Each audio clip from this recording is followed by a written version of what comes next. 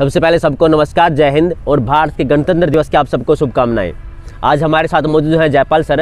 हम आज KM government college में आए हैं और जयपाल जी यहाँ पे रसायन विज्ञान के प्राध्यापक हैं, यहाँ पे प्रोफेसर हैं। तो सबसे पहले जयपाल सर, आपका स्वागत है हमारे दर्शकों के सामने। सभी किसान भाई बंधुओं को राम राम, नमस्ते, जय हिंद, सत श्री अकाल। आप सबका इस कार्यक्रम में हार्दिक स्वागत, अभिनंदन। गुरुजी, एक बात बताइए हमारे दर्शकों को, जैसे कि अभी हम यहाँ पे आए थे और हमने देखा कि यहाँ पे छोटे छोटे बच्चे हैं जो पत्ते इकट्ठे कर रहे थे, जो ये पेड़ों के अवशेष उनको इकट्ठा कर रहे थे। तो उसका क्या महत्व था, क्या प्रयोजन था उसका, थोड़ा उसके बारे में हमारे दर्शकों को बताइएगा एक बार। धरती की तृप्ति अमृत से होती है और अमृत जो पेड़ पौधों के पत्ते हैं वही हैं। इसमें जो तत्व हैं वो तत्व सारे के सारे पुनश्चक्रण के लिए या रिसाइकलाइजेशन के लिए हमने ये पीछे देख रहे हो बराबर में। जी हाँ, यहाँ पे मतलब हर जगह हम देख पा रहे हैं ढेर बनाए गए हैं पत्तों के, और बना करके इनके ऊपर मिट्टी ढक दी गई है जी। और ये प्राकृतिक विधि से जो बैक्टीरिया हैं जी, जो सेलुलोज को तोड़ करके या स्टार्च है या और कोई भी है उनको तोड़ करके छोटे छोटे उसमें टुकड़ों में बदल देंगे। फिर वो धीरे धीरे माइक्रो ऑर्गेनिज्म के द्वारा पूर्णतः एलिमेंटल स्टेट पर पहुंच जाते हैं या कंपाउंड स्टेट पर पहुंच जाते हैं, जिसको पेड़ पौधे आसानी से अवशोषित कर लेते हैं पानी के माध्यम से जब बरसात होती है ज़मीन में घुल करके। गुरुजी, एक बात आइएगा, जैसे कि अभी आजकल जो हमारे किसान साथी हैं जो रासायनिक खाद का इस्तेमाल कर रहे हैं और उसके ऊपर बहुत ज़्यादा पैसा खर्च कर रहे हैं वो रासायनिक खाद के ऊपर, तब उनके लिए क्या संदेश देना चाहोगे कि इसका कितना महत्व हो सकता है? क्या मतलब क्या ये पूर्ति कर सकता है रासायनिक खाद की? ये जो पत्ते हैं इनके अंदर कार्बन भी है जी, और भूमि के अंदर जितना शिथिल कार्बन होगा उतनी ही ज़्यादा उसके अंदर जो हाइग्रोस्कोपिक नेचर है, जो पोरिसिटी है, जिसके अंदर हवा का और नमी का आवागमन बना रहे या कैपिलरी रिएक्शन होती रहे जी। एक दूसरा, इसके अंदर जो पेड़ पौधे के पत्ते हैं वो सारे के सारे जो तत्व जमीन से लिए थे वो वापिस ही जमीन में घुल जाएंगे। हाँ, ठीक है, यानी कि प्रकृति का दोहन नहीं होता। यूरिया और डीएपी आप डालेंगे तो उसमें नाइट्रोजन है और फास्फोरस है। हाँ, यही दो तत्व हैं बिल्कुल। और इसके अंदर सभी जो 17 माइक्रो न्यूट्रिएंट हैं या मैक्रो 14 न्यूट्रिएंट हैं वो सभी के सभी तत्व हैं। और जैसे हमें सभी पोषक तत्वों की आवश्यकता है विकास के लिए, शारीरिक विकास के लिए, हाँ, इसी प्रकार पेड़ पौधों को भी आवश्यकता है विकास के लिए, अपने वृद्धि के लिए। और साथ में ऐसा जड़ों में भी वो इन्वायरमेंट, ये वातावरण बना रहे कि जिससे जो ऑर्गेनिज्म हैं जो लाभदायक फास्फोरस भी सिंथेसिस करते हैं, नाइट्रोजन हाँ, भी सिंथेसिस करते हैं जी, या अन्य जो तत्व हैं उनको भी पेड़ पौधों तक सिम्बायोसिस विधि के द्वारा पहुंचाते हैं। बैक्टीरिया वगैरह या लाइकन्स वगैरह या और अन्य एल्गी फंजाई वगैरह जो मिलते हैं वो सारी की सारी चीज़ें इसके ऊपर ही ज़्यादा पनपती हैं जी। आपने शैवाल देखा होगा जी, हाँ, धान के अंदर एक नीली नीली शैवाल होती है, उसमें एल्गी और फंजाई होती हैं। हाँ, एल्गी क्या करती है, फंजाई क्या करती है, जो कार्बनिक पदार्थ हैं उसको तोड़ देती है। हाँ, और फंजाई जो वो फंजाई और एल्गी उसको एसिमिलेट करके उसमें खाद में परिवर्तित कर देती है। हाँ, इसलिए खेत जो अपने खेत हैं धान के उनमें लाइकन्स होने चाहिए, नहीं होता कहीं से ला करके डाल दें, क्योंकि वो नाइट्रोजन प्राकृतिक विधि से एल्गी एब्जॉर्ब करती हैं और एल्गी और फंजाई मिलकर के सिम्बायोसिस विधि के माध्यम से उसको ज़मीन में पहुंचा देते हैं।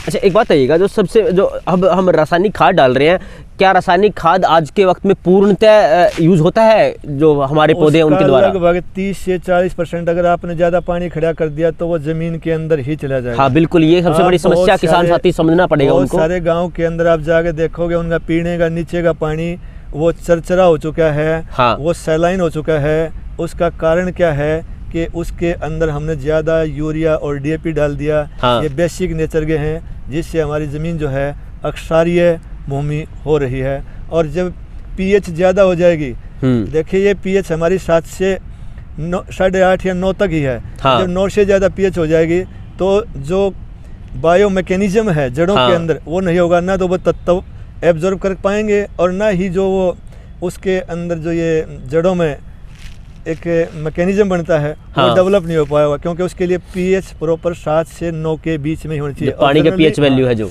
जनरली 7 और 8 वाला जो पानी है वो उत्तम माना गया है।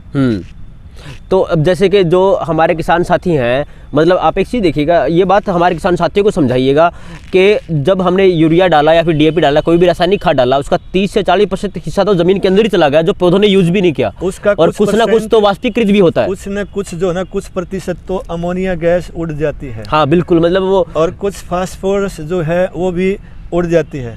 तो किसान भाई अगर थोड़ा सा ध्यान दें, अगर आपने डालना ही है तो उसका स्प्रे करें, शाम के समय स्प्रे करें, और सुबह तक वो ओस की बूंद के साथ मिल करके पौधे उसको अवशोषित कर लेंगे। ये एक अच्छी विधि है।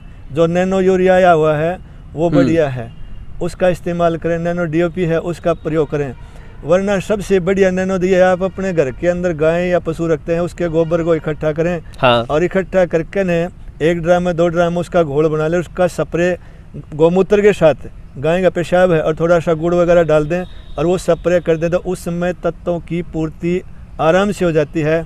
सस्ता खाद और घर के ऊपर आसान, मतलब आराम से हो जाएगा। आपने भीड़ नहीं लगानी पड़ेगी, ना यूरिया के स्टॉक के ऊपर और ना ही डीएपी के ऊपर, और ना ही आपने यूरिया डीएपी डालोगे तो उसमें पेड़ पौधों की जो इम्यूनिटी पावर है वो कम हो रही है। हाँ। पेस्ट और जो इंसेक्ट हैं या कीट हैं या पतंगे हैं, खास करके नुकसानदायक कीट पतंगे, उनका प्रभाव बढ़ेगा, क्योंकि आप जब दवाई डालते हैं तो वो सबको मारती है, और सबको मारने का मतलब जो हमारे लाभदायक कीट थे, हाँ, जो हमारे मित्र कीट हैं, उनकी भी हानि होती है, कहीं ना कहीं जाते हैं। और मित्र कीट ही नुकसान करने वाले जो इंसेक्ट हैं उनको मारते हैं जी। हमने प्रकृति से हट करके बहुत बड़ा अपराध किया है, प्रकृति के साथ भी और समाज और राष्ट्र के साथ भी, क्योंकि जहरीला अन्न, जहरीला मन, जहरीले भाव, जहरीले विचार और जहरीले कर्म होते जा रहे हैं। अगर समाज को बचाना है तो आहार शुद्ध होना चाहिए, तभी आपका व्यवहार शुद्ध होगा। बिल्कुल, आपने जानकारी जो जयपाल सर तो बहुत महत्वपूर्ण थी, और हमारे किसान साथी इसके बारे में विचार करेंगे,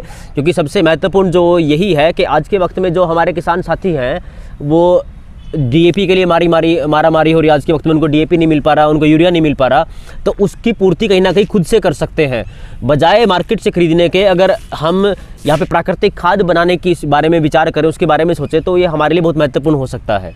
तो जयपाल सर, हमारे साथियों को ना एक बात बताइएगा, जो आज के वक्त में जो सबसे बड़ी समस्या है, जैसे कि रासायनिक खाद की समस्या है, पहला तो डालना हमारी भूमि के लिए बहुत खतरनाक हो रहा है, और दूसरी बात कि उनको मिल भी नहीं रहा है। जैसे अब हम देख पा रहे हैं कि डीएपी के लिए मारामारी थी, लोगों को, किसान साथियों को डीएपी नहीं मिल रहा था समय पे, उसके बाद यूरिया भी समय पे नहीं मिल रहा, तो उसकी पूर्ति के लिए कैसे कैसे ये लाभदायक हो सकती है जो हम अभी प्राकृतिक खाद बना रहे हैं, उसके बारे में थोड़ा बताइएगा। देखिए, प्रकृति का नियम है सहज पके सो मीठा होए जी, slow and steady wins the race. ये जो प्रकृति है अपने हिसाब से चलती है। अगर आप तीव्र गति से चलेंगे या इसके साथ छेड़खानी करेंगे तो विकृति पैदा होगी, तो उससे फिर सृष्टि का जो चक्कर है वो बिगड़ जाता है जी। जो आप यूरिया और डीएपी की है, अगर हम कृषि कर रहे हैं तो कृषि के साथ पशु भी पालना चाहिए। हाँ। अगर वो जो पशु पाल रहे हैं, तो मैंने पहले भी एक विधि बताई है, कई जगह बता दी, लेकिन उस पर अमल कोई नहीं करता। मतलब उसमें जो अगर बात करें तो मेहनत ज़्यादा है, इसलिए मेहनत भी कोई ज़्यादा कौन है जी। खेत के अंदर मान लिया आपके 4 किले हैं जी, और उनके सारे अगर नाली जारी है, हाँ, तो नाली के कोने के ऊपर एक 10 बाई 3 का खड़ा बना, 10 फुट चौड़ा, 3 फुट गहरा जी। उसके अंदर आप पॉलीथीन मोटा प्लास्टिक डाल दें जी, नहीं तो पक्का भी बना सकते हैं। उसमें रोज का गोबर डालें जी, और गोबर के साथ गोमूत्र डाल दें, और गाय का गोबर मिल जाए तो बहुत बढ़िया, क्योंकि गाय का जो गोबर है ये शुद्ध करके पाया गया है कि 10 ग्राम गोबर के अंदर लगभग 84 लाख बैक्टीरिया होते हैं। इतने बैक्टीरिया जब उसके अंदर हैं तो वो गोबर को 24 से 72 घंटे में, सर्दियों गर्मियों में, और जो सर्दियाँ उसमें हो सकता है 3 से 7 दिन ले लेता है जी। जैसे हमने गोबर डाला, दिव्यामृत या डिकम्पोजर होता है, हाँ, या हम घर पर बना सकते हैं। 150 लीटर पानी लिया, 10 किलो गोमूत्र, 10 किलो ग्राम उसके अंदर गाय का गोबर, 2 किलो बरगद के नीचे की मिट्टी, 2 किलो गुड़ और 2 किलो बेसन उसमें डाल दें। हाँ। उसके अंदर वो दिव्यामृत सर्दियों में 15 से 20 दिन ले लेता है, और गर्मियों के अंदर वो 3 से 7 दिन में तैयार हो जाता है। और इसमें आप नीम के पत्ते भी डाल दें तो बहुत बढ़िया रहेगा, एक औषधि भी तैयार हो जाएगी। हाँ। तो उस दिव्यामृत का आप 1 बाल्टी उसमें डाल दें, उसमें अरबों खरबों बैक्टीरिया हैं। हाँ। जब वो गोबर आप उसमें डालेंगे, साथ में 2-4 ताशड़े 4 ताशड़े जैसा भी है 2 बाल्टी 3 बाल्टी पानी भी डालें ताकि वो गर्म ना हो, क्योंकि गर्म होगा तो उसके अंदर मीथेन गैस निकलेगी और बैक्टीरिया को मार देगा, जीवाणु को। इसलिए उसमें पानी डालें, उसको घुमा दें। हाँ। जब वो लगभग आपका आधा या पूरा भर ले, जैसे भी 2 दिन में 3 दिन में पानी डालते रहेंगे, तो आप ये व्यवस्था बनाएं कि आज हमने 2 क्यारी 3 क्यारी या पट्टे जिसने बोलते हैं, ट्यूबवेल या नहर का पानी लिया और उस पानी ने उसके एक नक्के में लेगा, दूसरे में निकालना, लाठी के लिए घुमाते रहे। ठीक है। वो 2 या 3 क्यारा में जाओगा, उनके अंदर यूरिया की DAP की पूर्ति हो जाएगी। अपने बड़े शने का अगर भाई मिंगण 3 और गोबर 2 और राख 1 साख है, तो जो मिंगण वाला खाद है वो 3 साख चलता है लगभग 3 साल तक, और जो गोबर वाला है 2 साल तक, और जो राख होती है ये 1 साल तक काम करती है। और राख को अगर गाय का भैंस का जो ईंधन में हम पशु रखते हैं तो नीचे बिछावन में भी राख का या बुमड़ा होता है, या अपने जो पराली है उसका प्रयोग कर सकते हैं। और ये पेड़ पौधे के पत्ते पड़े हैं, इनको भी सुखावन में या उसका बिछावन में प्रयोग कर सकते हैं। जब ये गोबर पेशाब को अवशोषित करके आप उसमें कुर्डी में डालेंगे तो एक तो गलेगा ज़्यादा, दूसरा इसके अंदर नाइट्रोजन फास्फोरस वगैरह सारे तत्व होंगे, और एक पेशाब अपने आप में एंटीबायोटिक भी है। कोई बीमारी नहीं होगी, तो आपका जो फसल है वो शुद्ध भी होगी, और विशुद्ध फसल है उसको आपको दाम भी अच्छा मिलेगा।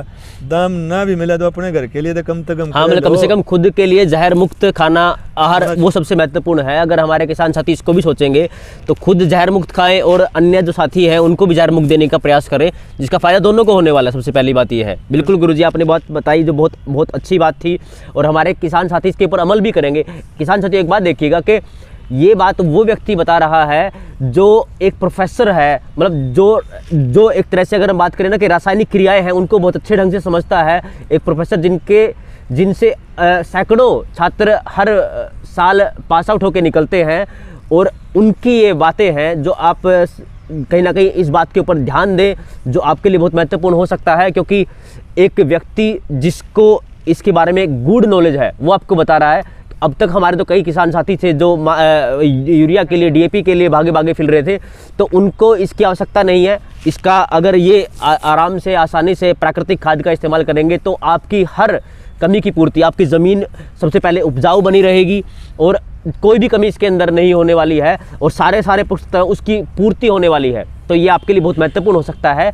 तो ऐसे कोई भी वीडियो अगर आपको चाहिए तो हमें ज़रूर बताइएगा। तो किसान साथी आपके लिए बहुत महत्वपूर्ण हो सकता है, जैसे जो गुरुजी ने हमें बताया, जो हमें जानकारी दी है। ऐसी कोई भी जानकारी अगर आपको चाहिए तो हमें लिखिएगा, हम उसकी जानकारी आप तक ज़रूर पहुंचाएंगे। हमारा यही उद्देश्य है कि किसान साथियों को जितना हो सके उतना फ़ायदा मिल सके। धन्यवाद।